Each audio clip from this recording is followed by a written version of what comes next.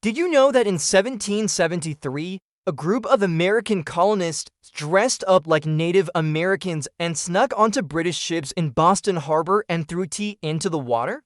It was one of the most exciting acts of defiance against the British government, and it is still celebrated today. So why did they do it? Well, it was because of taxes. Yes, taxes. The British government had passed a series of laws that they believed were unfair, including the Tea Act of 1773, which gave the British East India Company a monopoly on tea sales in the colonies. This meant that the colonists had to buy their tea from the British, and it also meant that the tea would be more expensive. And no one likes paying more for tea, especially when it's already 100 degrees outside. Now, the colonists had been protesting these taxes for years, but the British government wasn't listening. So in December of 1773, a group of colonists decided to take matters into their own hands. They formed a group called the Sons of Liberty, and they began planning their attack. The goal was to destroy as much tea as possible.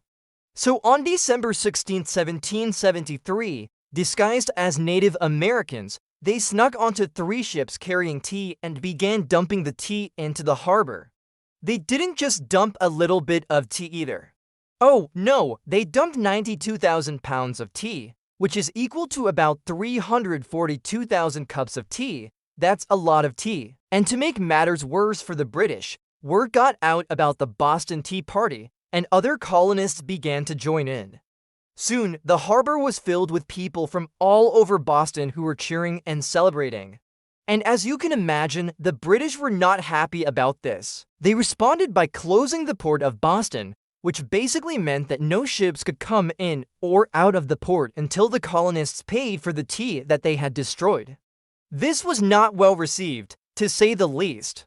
And it only made things worse between the colonists and the British. But hey, at least they had their tea party. Now you know.